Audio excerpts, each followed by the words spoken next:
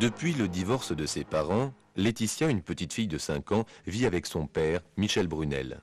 Aujourd'hui, Corinne Brunel, la mère, à qui la garde officielle avait été confiée lors du divorce, souhaite récupérer sa fille. Pour garder Laetitia, Michel Brunel n'a qu'un recours, porter l'affaire devant le tribunal de grande instance pour que l'autorité parentale lui soit officiellement accordée. Michel Brunel a choisi pour avocat maître Catherine Adler. Corinne Brunel est défendue par maître Julien Dartimon. L'audience se déroule à huis clos.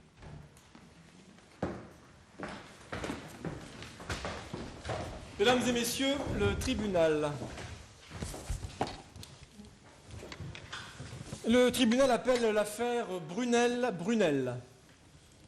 La parole est au demandeur, monsieur Brunel. Veuillez vous avancer, s'il vous plaît. Vos noms, prénoms, âge et profession. Michel Brunel, 37 ans, contrôleur de gestion, actuellement sans emploi. Je vous écoute, monsieur Brunel. Je suis le père d'une petite fille de 5 ans, Laetitia. Depuis son plus jeune âge, je l'ai élevée tout seul. Vous êtes divorcé, n'est-ce pas? Oui, depuis 2 ans. La garde de Laetitia a été confiée à sa mère, mais c'est quand même chez moi qu'elle a toujours vécu. Ma femme, mon ex-femme a décidé de récupérer Laetitia. Là, j'ai dit non. Il n'y a aucune raison. C'est toujours chez moi qu'elle a vécu, c'est chez moi qu'elle restera. Monsieur le Président, j'aimerais préciser qu'entre la date du divorce et le jour où Madame Brunel a demandé à récupérer sa fille, il s'est écoulé 2 ans. 2 ans au cours desquels elle ne s'est pas beaucoup manifestée. Un petit coup de fil de temps en temps, quelques rares visites. Elle était très prise par son travail. Elle me disait qu'elle venait et à la dernière minute, elle se décommandait. Et juste après votre divorce, quels étaient vos rapports avec votre ex-femme? Bon. Très bon même. Lorsqu'on a décidé de se séparer, on a essayé de le faire dans la dignité pour protéger Laetitia. En fin de compte, ça s'est très bien passé. Je ne crois pas que Laetitia en ait souffert. Les rapports se sont détériorés au moment où Madame Brunel a fait valoir son droit de garde. Oui, du jour au lendemain, sans savoir pourquoi, Corinne a décidé que... Et pour quel motif avez-vous divorcé? Elle avait une liaison, qu'elle m'avait avouée d'elle-même d'ailleurs. Et c'est pour ça qu'on a décidé... Monsieur le Président, ce que mon client ne vous dit pas, c'est que pendant ces 4 années de mariage, il a été un mari exemplaire. Il n'a jamais eu une maîtresse. Je ne pense pas que Madame Brunel me contredise. Et de plus, dès la naissance de Laetitia, il s'en est occupé tout seul. Chers consoeurs, soyons moins sélectifs en matière de révélation. Monsieur Brunel s'occupait seul de sa fille pour la simple raison qu'il était au chômage et que sa femme travaillait pour subvenir aux besoins de la famille. Personnellement, je ne fais aucun reproche à ma femme. Pendant le temps où elle était ma femme. Elle avait un travail très accaparant. Et avant même la naissance de Laetitia, on s'était mis d'accord pour que ce soit moi qui m'en occupe. Maintenant, il faut reconnaître que Corinne n'était pas une mère très attentive, très inquiète. Pourriez-vous préciser? Laetitia a toujours été un peu fragile. Quand elle avait quelques mois, elle avait des difficultés respiratoires. La nuit, elle étouffait. Ça la réveillait et bien entendu, elle pleurait. Quand ça arrive plusieurs nuits de suite, je comprends qu'on soit un peu à bout de nerfs et Corinne me disait souvent... Allez-y. Elle vous disait quoi? Elle voulait qu'on l'enferme dans la chambre du premier étage. Elle me disait, là, au moins, on ne l'entendra pas. Mais là, il va trop loin. Je n'ai jamais dit ça. Tu ne t'en souviens plus? Moi, je n'avais qu'une peur, c'est qu'elle étouffe. Alors, pendant plusieurs mois, enfin, pas de façon régulière, je dormais avec Laetitia au premier étage et je la veillais. Oh, bel exemple de dévouement, monsieur Brunel. Mais j'ai là le carnet de santé de votre fille. Et ce que vous appelez de difficultés respiratoires, en laissant supposer je ne sais quelles maladies, ne sont en réalité que des rhinopharyngites à répétition. C'est écrit, en toutes lettres. Il n'empêche que c'est très impressionnant. La plupart des enfants font des rhinopharyngites, et lorsqu'ils sont correctement soignés, le risque est réduit à 0. Or que je sache, votre femme n'a jamais refusé l'assistance d'un médecin. Ah non, bien sûr que non. Bon, dans ce cas, inutile de faire passer ma cliente pour une mère indigne. C'est vous qui cultivez l'anxiété. Je ne pense pas que ce soit une qualité primordiale quand on élève un enfant. Bien. Votre fille est toujours domiciliée chez vous? Oui. Est-il arrivé à votre ex-femme d'emmener Laetitia avec elle pour des vacances ou quelques jours? Jamais. Le plus souvent, elle téléphonait quand elle disait qu'elle venait, c'était pour dîner à la maison. Rarement plus d'une fois par mois. L'année dernière, elle a même oublié son anniversaire. J'étais en voyage d'affaires. Et votre fille n'a jamais souffert de l'absence de sa mère? Jamais, elle était habituée depuis le début. Quand on était mariés, ma femme quittait la maison vers 9 h et rentrait le soir après 20 h, quand elle n'avait pas à dîner. D'affaires, monsieur Brunel. D'affaires. Oui, d'affaires. Enfin, il y a des jours où Laetitia ne voyait pas sa mère, même pas 5 minutes. Monsieur Brunel, voulez-vous nous rappeler la profession de votre femme? Oh, elle a bien réussi. Elle dirige le département marketing d'une chaîne de magasins d'ameublement, ACMA. Elle a 30 personnes sous ses ordres. Quelles sont vos ressources personnelles actuellement? J'ai quelques biens immobiliers que j'ai hérités de mes parents. Enfin, ce n'est pas colossal, mais ça me permet maintenant de subvenir aux besoins de Laetitia. Dont vous avez hérité quand? Il y a 1 an et demi. Ainsi, pendant la durée de votre mariage, c'est votre femme seule qui subvenait aux dépenses. Oui. Avec une telle générosité que monsieur Brunel ne s'est jamais beaucoup démené pour trouver un emploi. Il fallait bien quelqu'un pour s'occuper de Laetitia. Vous pouviez prendre une personne à la maison. Madame Brunel avait des revenus largement suffisants pour embaucher quelqu'un. Je ne voulais pas que Laetitia soit confiée à des mains étrangères. Oui? Et pour quelle raison? C'est une enfant un peu... Elle est très timide.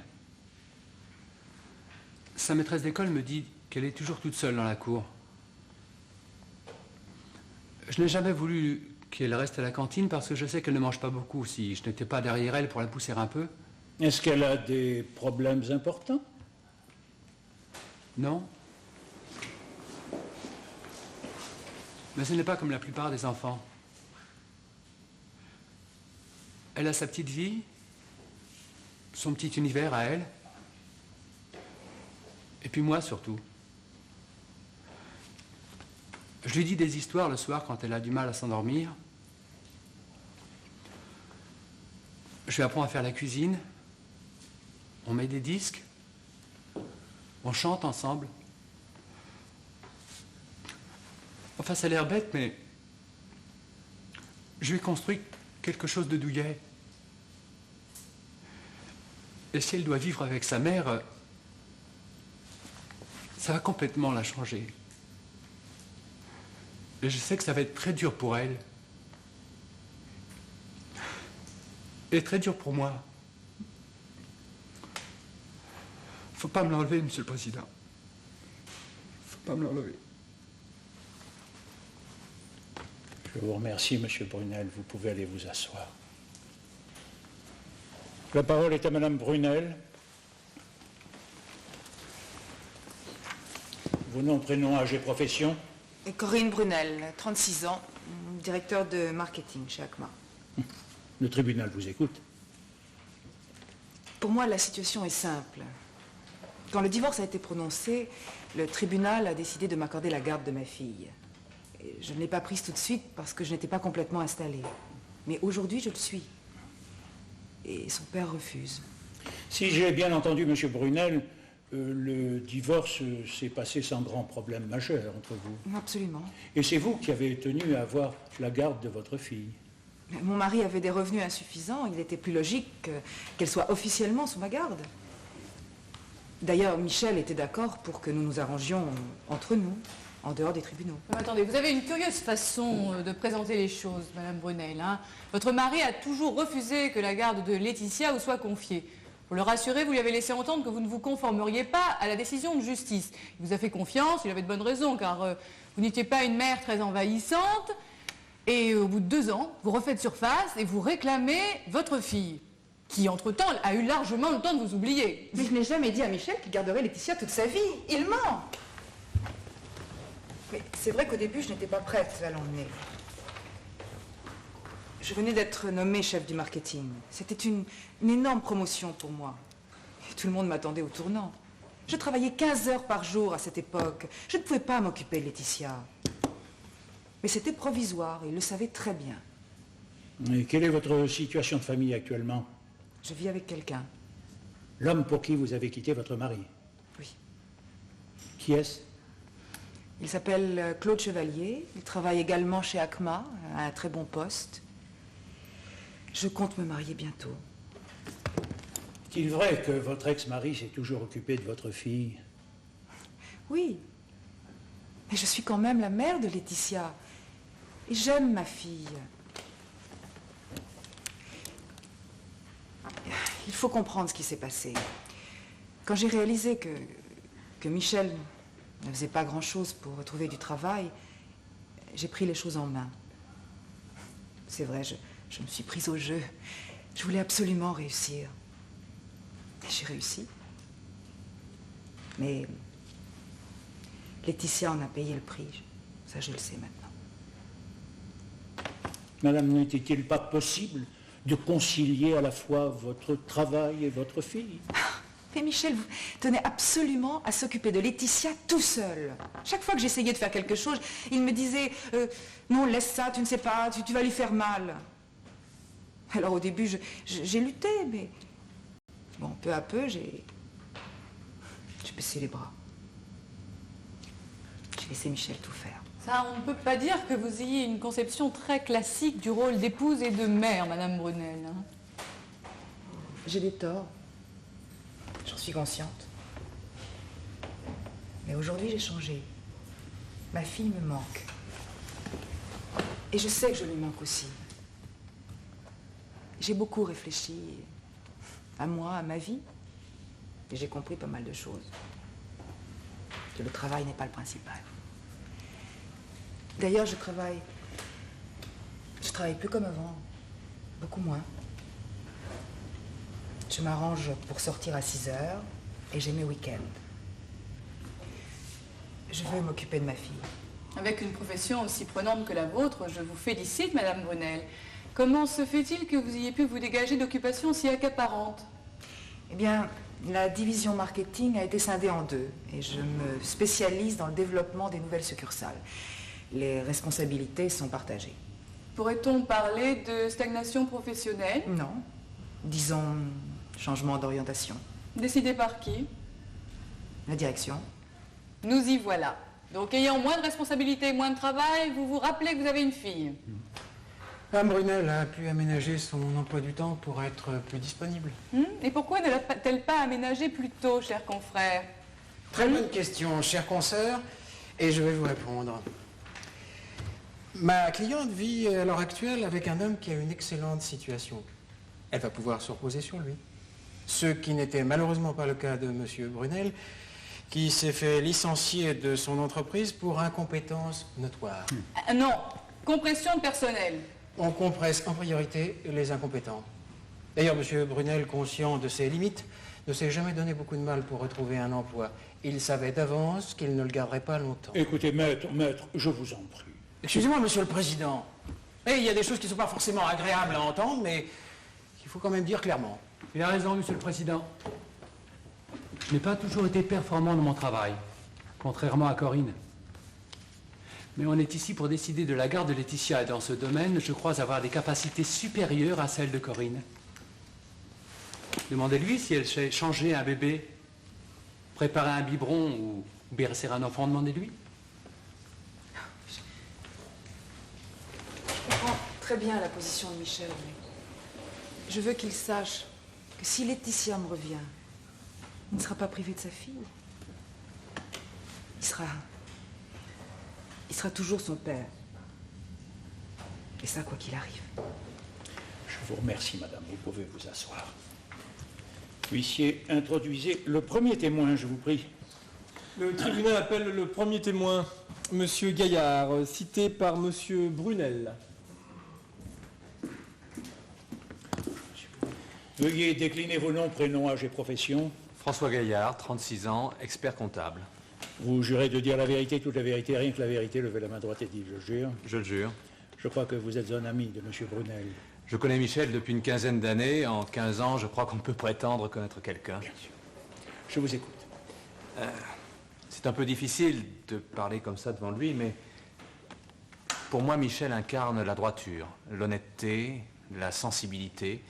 La seule chose que je pourrais lui reprocher, c'est son mariage. Vous êtes contre le mariage? Non, pas du tout. Ce que je voulais dire, c'est que Michel n'a pas choisi la femme qui lui correspondait. Et ça, je l'ai senti depuis le début. Évidemment, je ne lui ai pas dit, et s'il en est là aujourd'hui, ça ne m'étonne qu'à moitié. Vous continuiez de le fréquenter pendant son mariage? Oui, et ce qui m'a toujours choqué, c'est l'absence de sa femme. Un dîner, un séminaire, on voyage, on ne la voyait pas souvent. Michel avait l'air de trouver ça normal. Il s'occupait de sa fille comme jamais je n'ai vu quelqu'un s'occuper d'une enfant. C'était plus que son père, c'était carrément sa mère. Et ça se sentait que Laetitia était... Elle adorait son père, et elle l'adore toujours d'ailleurs. Vous connaissiez bien Madame Brunel? Moins bien que Michel, et en ce qui me concerne, je ne lui trouvais pas beaucoup d'intérêt. Elle parlait toujours de son travail, avec une certaine vanité, ses clients, ses budgets. Comment était-elle avec sa fille? Le problème, c'est qu'elle n'y était pas souvent. Je ne l'ai jamais vue la prendre dans ses bras. Elle n'était pas du tout maternelle. D'ailleurs, elle le reconnaissait elle-même. Un jour, elle a dit une chose qui m'a frappé. Elle a dit « Laetitia, c'est désespérant, je ne sais pas m'en servir. » Ma femme, qui était là, a trouvé ça énorme. Monsieur Gaillard, vous êtes marié, si je comprends bien? Oui, marié, 3 enfants. Quelle est la profession de votre femme? Elle ne travaille pas. Je m'en doutais, figurez-vous. Pour moi, être mère de famille, c'est un métier. Mais pour moi aussi, monsieur Gaillard. C'est pourquoi je prétends que madame Brunel ne pouvait pas exercer 2 métiers à la fois. Mais avoir un travail n'empêche pas l'instinct maternel, et tout ce que je dis, c'est que Corinne n'en avait pas. Appréciation purement subjective. Évidemment, mais on me demande mon avis, je le donne. Bien, monsieur Gaillard, le tribunal vous remercie. Vous pouvez aller dans la salle. Le témoin suivant, s'il vous plaît. Le tribunal appelle le second témoin, Madame Loursoy, citée par Madame Brunel.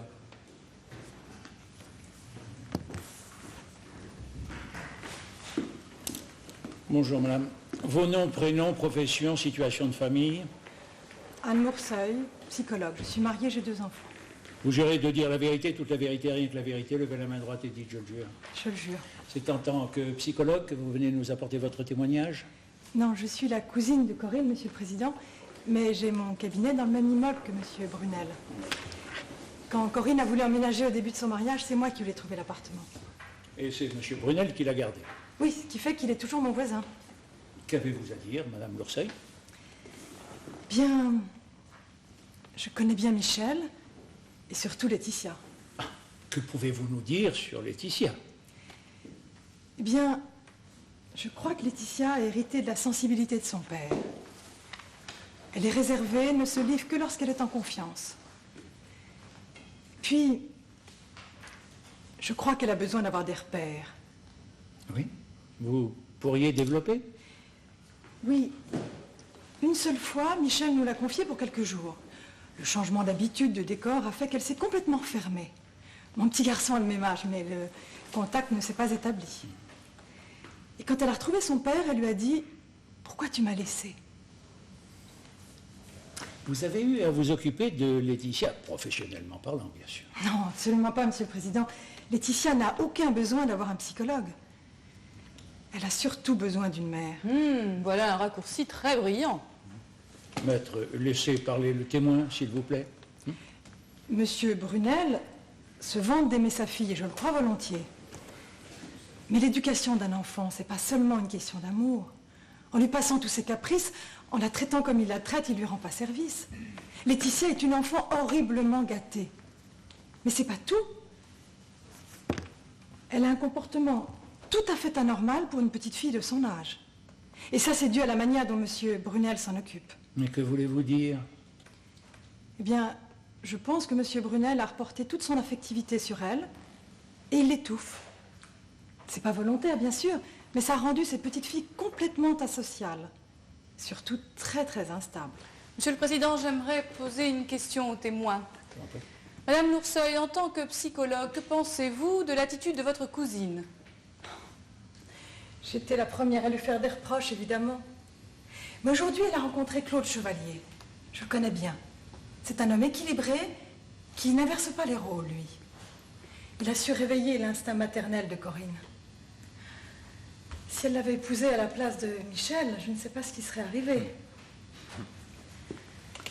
Oui, pour moi, Michel s'est emparé de Laetitia dès sa naissance. Et il n'a jamais donné à Corinne la chance d'être une mère. Alors évidemment, elle n'a eu que son travail pour se réaliser. Je vous remercie, Madame Lourceuil, vous pouvez aller dans la salle. Maître Adler, puisque vous êtes en verve, vous avez la parole. Monsieur le Président, je commencerai par un point crucial. Michel Brunel a été grugé. Sa femme, au moment du divorce, lui a laissé croire qu'il aurait la garde de sa fille. Il a été bien naïf d'accepter que cette garde ne lui soit pas confiée officiellement, je vous le concède. On a vu ses revenus, il n'avait pas vraiment le choix. Oui, vous permettez? Ces débats ont clairement établi que Corinne Brunel n'a jamais eu la moindre fibre maternelle. Alors pouvez-vous m'expliquer par quel miracle elle se serait soudain métamorphosée en mère attentive et aimante?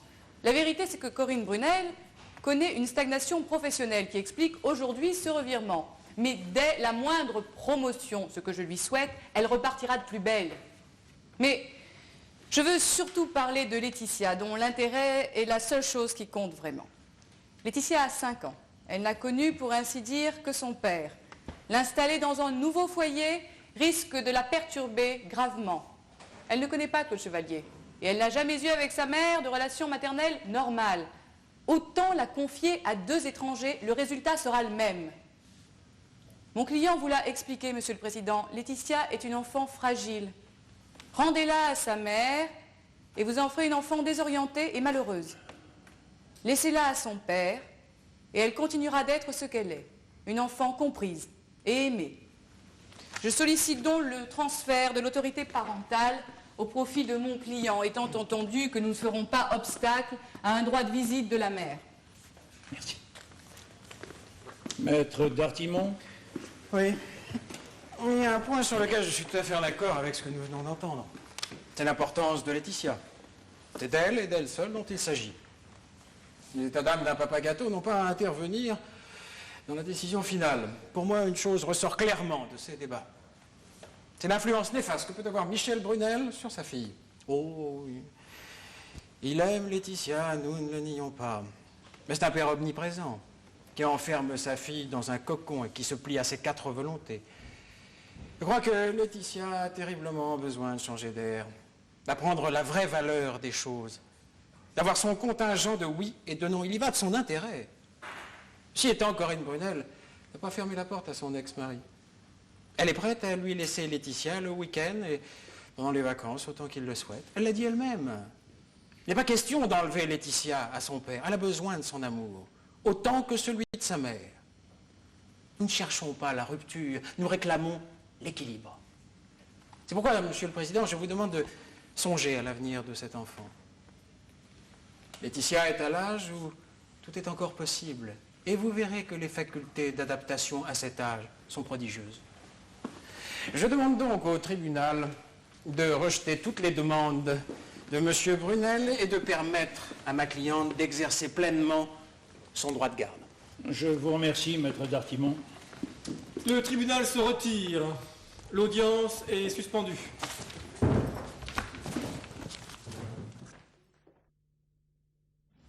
Si le tribunal refuse de garde de Laetitia à son père, Michel Brunel risque de voir sa fille, avec qui il vit seul depuis 2 ans, le quitter du jour au lendemain. D'un autre côté, peut-on refuser à Corinne Brunel le droit d'être enfin une mère, ce qu'elle semble sincèrement souhaiter? Une fois de plus, le juge Garonne doit trancher. Écoutons sa décision.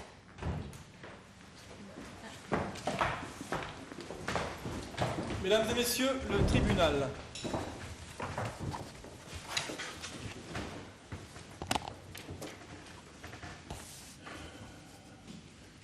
À l'issue de ces débats, il apparaît clairement que Monsieur et Madame Brunel aiment tous 2 sincèrement leur fille. C'est donc l'intérêt de l'enfant que le tribunal a pris en considération pour rendre son jugement. Attendu que le divorce prononcé il y a 3 ans attribuait la garde de l'enfant au profit de la mère, mais attendu que depuis 3 ans, Laetitia vit une existence stable auprès de son père et que sa mère ne s'est que très rarement manifestée, le tribunal considère que pour préserver l'équilibre de l'enfant, il convenait d'entériner cette situation de fait. En conséquence, le tribunal transfère l'autorité parentale de Laetitia au profit de M. Brunel. Toutefois, il est de l'intérêt de l'enfant qu'elle voit régulièrement sa mère. Aussi, le tribunal accorde à Mme Brunel un droit de visite et d'hébergement les 1er, 3e et 5e week-ends de chaque mois et pour la moitié des vacances scolaires. Le tribunal souhaite que M. et Mme Brunel sachent faire taire leur querelle personnelle et contribuent ensemble au bonheur et à l'équilibre de la petite Laetitia. Mesdames et messieurs, l'audience est levée.